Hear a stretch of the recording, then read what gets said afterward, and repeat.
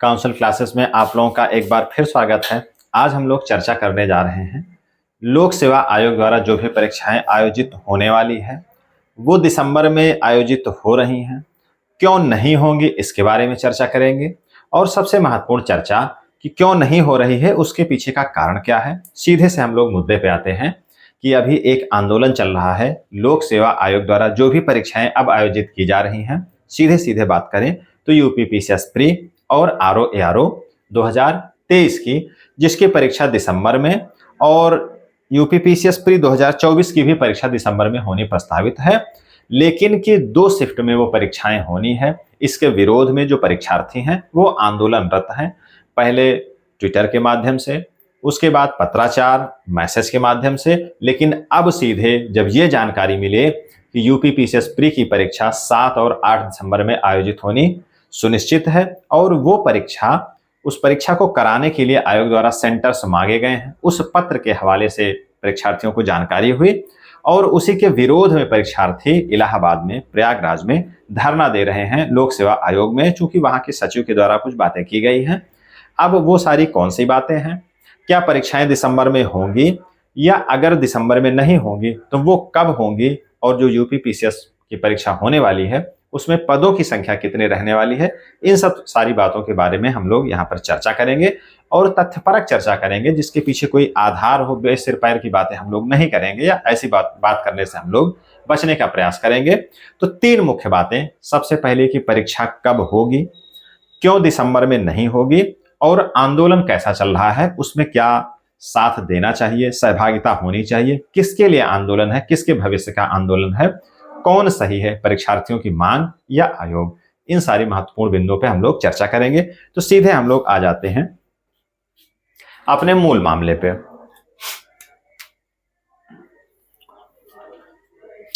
आज की जो चर्चा है वो उत्तर प्रदेश लोक सेवा आयोग द्वारा 2 महत्वपूर्ण परीक्षा, UPPCS pre 2024, UP RO ARO pre 2023। चूंकि परीक्षा इसकी दिसंबर 2024 में होनी है, इसलिए हमने यहाँ पर 24 लिखा है। पीसीएस की जो परीक्षा है 7-8 दिसंबर को होनी प्रस्तावित है। अभी कोई स्पष्ट नोटिफिकेशन इसका नहीं है। आरओ एआरओ की परीक्षा इसकी डेट पहले से निश्चित है, दिसंबर लास्ट वीक में होगा। आरओ एआरओ 2023 लास्ट वीक 2024 में इसकी परीक्षा होनी है। अब मामला अटक रहा है कि क्या परीक्षा ये टल सकती है। अभी फिलहाल जो स्थिति है उसके हिसाब से देखने से यही लग रहा है कि ये परीक्षाएं निश्चित तौर पे होंगी।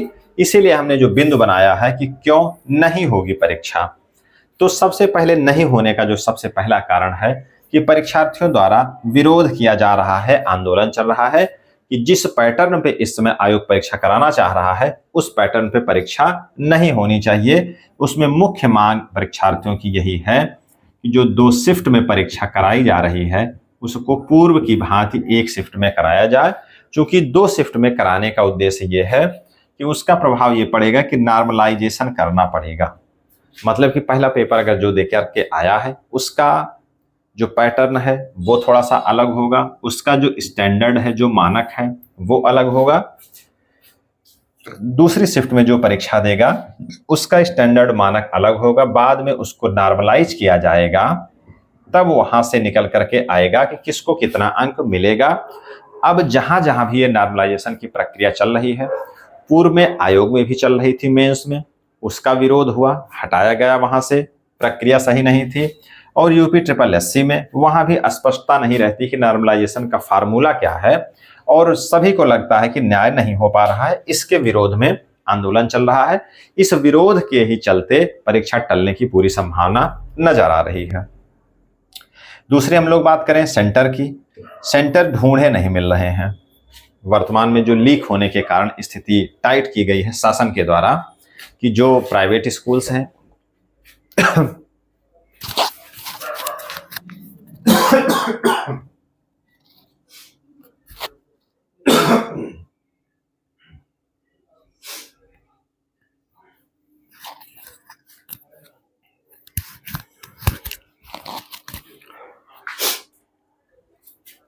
जो प्राइवेट स्कूल हैं उनको सेंटर से हटाया गया है। केवल एडेड और गवर्नमेंट स्कूल ही सेंटर बनाए जाएंगे। क्योंकि परीक्षार्थियों की संख्या बहुत ज़्यादा है, इसलिए बार बार ये सेंटर की तहकीकात कर रहे हैं, सेंटर ढूंढ रहे हैं, लेकिन मिल नहीं पा रहा है। तो अगर शासन शिथिलता देता है सेंटर्स की, तब ये परीक्षा होने की संभावना है। और तीसरी महत्वपूर्ण बात कि अगर ये लगता है कि ये परीक्षा 2 शिफ्ट में, 4 शिफ्ट में, जो भी जहां हो पाएगा, एक शिफ्ट के अलावा अगर आयोग फिक्स कर देता है कि वो आयोग अपनी परीक्षा को निश्चित तौर पर अगर कराने की जिद ठान लेता है या करा ही लेता है, कराने की कोशिश करता है, करा नहीं लेता, तो जो भी आंदोलन चल रहा है वो थोड़ा सा और तेज हो सकता है। अब इसलिए जो है ये परीक्षा होने की संभावना कम दिख रही है। अब हम लोग आते हैं सीधे इस मामले पे कि अगर अभी टल जाती है तो कब हो सकती है, क्योंकि इसी समय उपचुनाव भी होना है। तो अगर टल जाती है तो थोड़ा सा समय आपको और ज्यादा मिल जाएगा। महाकुंभ होना है प्रयागराज में, उसके लिए अब महाकुंभ केवल प्रयागराज में होना है, लेकिन जो पुलिस व्यवस्था है वो पूरे प्रदेश की यहाँ पर ट्रांसफर हो जाती है काफी ज्यादा। क्योंकि जब से पेपर लीक हुआ है तो पुलिस का उसमें बहुत ज्यादा रोल हो गया है और पर्याप्त संख्या में पुलिसकर्मी लगाए जाते हैं। तो इस वजह से भी इस पेपर को टालने की संभावना काफी बढ़ जाती है कि उतनी उपलब्धता फोर्सेस की नहीं हो पाएगी। तो मेरे अनुमान से ये स्थिति है, ये तर्क है, जो भी अभी व्यवस्था चल रही है उसके हिसाब से लगता है कि दिसंबर में पेपर नहीं हो पाएगा। अब दिसंबर में नहीं होगा तो कम से कम ये सारी जो उपचुनाव है, महाकुंभ है, ये सब निपटाने के बाद मार्च में ही परीक्षा होने की संभावना दिख रही है। उसी के साथ में एक सुझाव जो मुझे लगता है कि अब मुझे ऐसा लगता है कि आयोग के सामने वैसी स्थिति आ गई है कि जैसे पेट जैसी जो परीक्षा है, जैसे यूपी SSS करा रहा है पेट जैसी परीक्षा, एक एलिजिबिलिटी टेस्ट, अब मुझे लगता है कि आयोग को भी एक ऐसी परीक्षा करा लेनी चाहिए। बस अंतर इतना रखना चाहिए कि जो इनका प्री और मेंस है वो यथावत बना रहे, वो यथावत बना रहे। जैसे कि यूपी SSS में होता क्या है कि अगर आप पेट क्वालिफाई हैं तो सीधे आप मेंस देते हैं, लेकिन यहाँ पे ऐसी स्थिति बनी रहे कि पेट की परीक्षा क्वालिफाई करने के बाद अगर आयोग अपने हिसाब से पेट जैसी कोई परीक्षा, स्क्रीनिंग टेस्ट आयोजित कराता है, वो परीक्षा आयोजित कराने के बाद मान लीजिए जैसे 10 लाख परीक्षार्थी बैठ रहे हैं तो वो संख्या 2 से 3 लाख हो जाएगी। और सबसे महत्वपूर्ण जो सबसे बड़ी गड़बड़ी आ रही है, परीक्षार्थियों की संख्या बढ़ने से ही सारा ये गड़बड़ झाला हो रहा है। जब 2 से 3 लाख परीक्षार्थी हो जाएंगे तो आराम से एक शिफ्ट में परीक्षाएं हो जाया करेंगी, चाहे RO की हो, चाहे PCS की हो, ये सारी परीक्षाएं आसानी से आयोजित हो जाएंगी। केवल ये मेरा सुझाव है, इसमें कोई दम है या नहीं दम है वो तो आयोग अपना आगे देखेगा। अब हम लोग एक महत्वपूर्ण मुद्दे पे बात कर लेते हैं, पदों की संख्या। मैंने पूर्व के भी वीडियो में आपसे बताया था कि जब ये परीक्षा, जिस समय प्री की परीक्षा संपन्न होगी उस समय 1000 से अधिक पद वहां पर आपको दिखेंगे। चूंकि जो विज्ञापन आया है वो बहुत कम पदों का विज्ञापन आया था। जब मैंने 1000 प्लस पदों के बारे में कहा था तो बहुत से लोग मजाक समझ रहे थे उस बात को कि इतना होने की कोई संभावना ही नहीं है, लेकिन जो अंदर खाने से खबर मिली थी वो यही थी कि 1000 से अधिक पद हो जाएंगे। अब जैसे कि परीक्षा टल गई है प्री की परीक्षा, तो उसके होने की संभावना और भी बढ़ गई है। और एक पत्र भी वायरल हुआ था, पत्र नहीं कह सकते उसको, एक जानकारी वायरल हुई थी, आप लोगों ने भी देखा होगा सोशल मीडिया में, कि वहां पर मांगी गई थी सूचना कि 915 पदों की संख्या है। अब उसमें कितनी सत्यता है कितनी नहीं है, लेकिन एक आपको आधार मिल जाता है। और जो भी जानकारी है, अच्छा वैसे भी आप समझ पा रहे होंगे कि महीने दर महीने जो भी परीक्षा टलती जा रही है प्री की परीक्षा, उतने अध्याचन मिलते जाते हैं। आपको जानकारी होगी कि आयोग की जो परीक्षा होती है, प्री की परीक्षा होने तक जो भी अध्याचन आयोग को प्राप्त होता है वो उसी वर्ष प्री की परीक्षा में, उसी वर्ष की PCS की परीक्षा में उसको समाहित कर लिया जाता है। तो यहां से भी आप अनुमान लगा रहे होंगे कि 1000 से अधिक पद यहां पर होंगे। यहां ये बताने का उद्देश्य सिर्फ मेरा इतना है, अपना वादा और अपना दावा पेश करने का यहां उद्देश्य खास नहीं है। बताने का उद्देश्य इतना है कि जब परीक्षा टल रही है, टलने की संभावना लग रही है, तो जो लोग अभी भी जागरूक नहीं हुए हैं, अभी भी सीरियस नहीं हुए हैं, अब वो सीरियस हो जाए। जो पुराने कैंडिडेट हैं उनके लिए आप एक प्रकार से समझें कि ये एक अंतिम अवसर है, और जो नए भी हैं उनके लिए भी एक अच्छा अवसर है कि 1000 के आसपास पद भविष्य में कुछ विगत 2-4 सालों में, आने वाले 2-4 सालों में शायद ना आए। तो इसलिए आप इस मसले को गंभीरता से लेते हुए इसकी तैयारी में आप जुट जाएं। अब जीरो लेवल से अगर आप तैयारी करना चाहें, जीरो लेवल का उद्देश्य सिर्फ जीरो लेवल का आशय यहाँ पर इतना ये है कि अगर आप पीसीएस जैसी परीक्षा तैयारी कर रहे हैं तो जीरो लेवल का मतलब वास्तविक तौर पे जीरो नहीं होता है। कम से कम एक बेसिक जानकारी आपको रहती है पीसीएस के संदर्भ में, वो ही जीरो लेवल मैं समझता हूं कि अगर आपको एक बेसिक जानकारी है तो इस परीक्षा के संदर्भ में वो जीरो ही लेवल है आपका।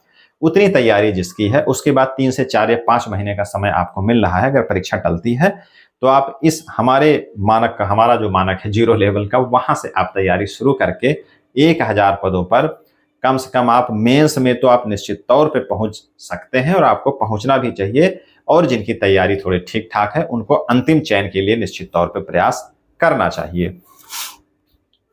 तो हाँ, और जो सबसे महत्वपूर्ण मुद्दा बच गया, जो आंदोलन चल रहा है प्रयागराज में, जो आंदोलन चल रहा है परीक्षार्थियों का आयोग के खिलाफ, कोई विशेष मांग नहीं है। मांग सिर्फ इतनी है वहां पर कि जो 2-4 शिफ्ट में का परीक्षा कराए जाने की स्थिति बन रही है उसको एक शिफ्ट में कराया जाए। हाँ, थोड़ी सी समस्या होगी, थोड़ा सा जो सेंटर का चुनाव है वो थोड़ा सा बदलेगा, शासन और प्रशासन को थोड़ी सी ज्यादा मेहनत मशक्कत करनी पड़ेगी, लेकिन उससे जो अभ्यर्थियों की उहापोह की स्थिति है, जो उनको नॉर्मलाइजेशन की प्रक्रिया से गुजरना पड़ेगा और बार बार जो पैटर्न बदल रहा है आयोग का, उसकी जो मानसिक अवस्था से दुर्गति से लोग गुजरते हैं जो परीक्षार्थी हैं, उससे उनको निजात मिलेगी।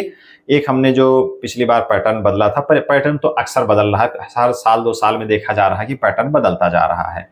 कभी मेंस में 18 गुना क्वालिफाई करा जाते हैं, कभी 13 गुना, कभी 15 गुना, कभी इंटरव्यू में 2 गुना 3 गुना, कभी सीसेट आता है, कभी सीसेट का जोड़ा जाता है, कभी सब्जेक्ट हटता है, कभी 6 पेपर हो जाते हैं जीएस में, कभी मल्टीपल चॉइस का पैटर्न का रहता है, कभी उसको आईएएस से मैच करा दिया जाता है, कभी उसको मूलावस्था में जोड़ दिया जाता है। मांग होती है कि उत्तर प्रदेश विशेष का प्रश्न पत्र जोड़ दिया जाए। निश्चित तौर पर मांग ये सही है, क्योंकि अदर स्टेट के बच्चे काफी क्वालिफाई कर रहे थे, तो यहाँ लगा कि इस प्रदेश की भूमिका, इस प्रदेश की जो स्थिति है वो उतनी अच्छी नहीं हो पा रही है, तो इसलिए उत्तर प्रदेश का प्रश्न पत्र मेंस में जोड़ा जाए। 2 प्रश्न पत्र जोड़े गए, वो अच्छा लगा। और कई बातें ऐसी हैं कि जो परीक्षार्थियों के खिलाफ हैं, तो समय समय पर परीक्षार्थी अपनी आवाज उठाते रहे हैं। आयोग ने उस पर संज्ञान लिया है, शासन ने उस पर संज्ञान लिया है और परीक्षार्थियों के हक में और सही के हक में उसका रिजल्ट आया है। इसलिए अब इसमें ये जो आंदोलन चल रहा है वो सही है गलत है, वो समय बताएगा कि परीक्षार्थियों की मांगे मानी जाती हैं, आयोग उस पर कोई ऐसा डिसीजन देता है या ऐसी कोई स्थिति बनती है जिसमें जो परीक्षार्थियों का हित है बिना उसको प्रभावित किए हुए आयोग अपनी जो स्ट्रेटजी बनाया, अपनी जो उसने तैयारी की है वो भी प्रभावित हो जाए। हाँ, पूर्व की तैयारी में पूर्व के आंदोलन में हमने सुना था कि जैसे हमने टैगलाइन एक देखी थी कि आयोग कोई प्रयोगशाला नहीं है और परीक्षार्थी कोई चूहे नहीं है। कहने का मतलब यह है कि जो भी पैटर्न इतनी तेजी से बदल रहा है, हो सकता है परीक्षार्थियों के हक में ही हो, लेकिन इतनी तेजी से जब पैटर्न बदलता है तो जो सिविल सर्विसेज की तैयारी है, खास करके पीसीएस की, चाहे किसी भी स्टेट की तैयारी हो, स्टेट पीसीएस की तैयारी जहां भी होती है, वो उसमें इतनी तेजी से अगर पैटर्न बदलता है तो उसकी तैयारी करना आसान नहीं रहता है। तो इसलिए परीक्षार्थी बार बार इस बदलते पैटर्न का विरोध करते हैं और कई बार अपनी मांगे रखते हैं। तो आपको भी इस मांग में, जो भी मांग चल रही है, जो भी शांतिपूर्वक आंदोलन चल रहा है, तो निश्चित तौर पे अगर आपको सही लगता है तो आपको साथ देना चाहिए, क्योंकि ये परीक्षार्थियों के भविष्य का मामला है। और साफ तौर पे ये दिख रहा है, क्योंकि शासन प्रशासन के सामने भी दिक्कतें हैं, लेकिन परीक्षार्थियों के सामने भी दिक्कतें हैं कि नॉर्मलाइजेशन से बहुत बड़ी समस्या उत्पन्न हो जाती है, स्थितियां काफी बदल जाती हैं। इसलिए इनकी भी मांग, इनका भी कहना जायज है। तो परीक्षार्थी या आप सभी लोग इस धरने का, इस आंदोलन का शांतिपूर्वक समर्थन करें।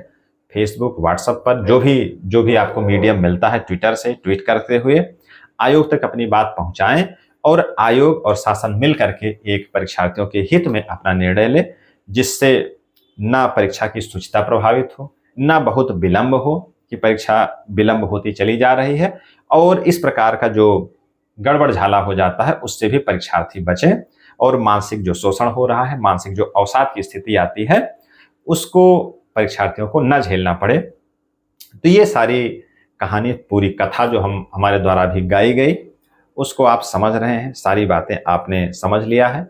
मुख्य बातों पे हम लोग पुनः आ जाते हैं कि परीक्षा दिसंबर में होनी है, लेकिन होने की संभावना कम दिख रही है। इस पूरे प्रकरण में आपको यही समझना है कि जो भी अब समय मिल रहा है उसके लिए एक विशेष स्ट्रेटजी बना करके आपको जुड़ जाना है। लगभग 1000 के आसपास पद हैं, उसके हिसाब से गंभीर होकर के अब आपको तैयारी अपनी शुरू कर देनी है। काउंसिल क्लासेस में इस संदर्भ में विशेष तौर पे स्ट्रेटजी क्लासेस और तमाम प्रीवियस पेपर के प्रश्न जो भी पैटर्न है उसके बारे में हल कराए जाते हैं, और इतिहास विषय की क्लास हमारे द्वारा बराबर चलाई जा रही है। तो जो कुछ सहयोग आपको दिया जा सकता है वो यहाँ से इस प्लेटफॉर्म से आपको मिल रहा है। और कोचिंग यूट्यूब का जो भी चैनल है, कहीं से कोई टीचर आपको गाइड कर सकता है, पूरा मटेरियल आपको प्रोवाइड नहीं करा सकता। आपके पास किताबें हैं, टेक्स्ट बुक हैं, वहाँ से आप जो यहाँ स्ट्रेटजी बताई जाती है, कैसे पढ़ना है, क्या करना है, उसको आप यहाँ से ग्रहण करके वहाँ पर अप्लाई करके अच्छे अंक अर्जित करते हुए एक पद आप यहाँ से सुनिश्चित कर सकते हैं। तो अब आज अपनी बात यहीं पर हम लोग खत्म करते हैं। मिलते हैं हम लोग नेक्स्ट क्लास में स्ट्रेटजी के साथ, पर्टिकुलर जो क्लासेस चलती हैं वहां से, या फिर जो समसामयिक जानकारी होती है, जो समसामयिक मुद्दे होते हैं, वहां पे हम लोग चर्चा करते हुए नेक्स्ट क्लास में मिलेंगे। धन्यवाद।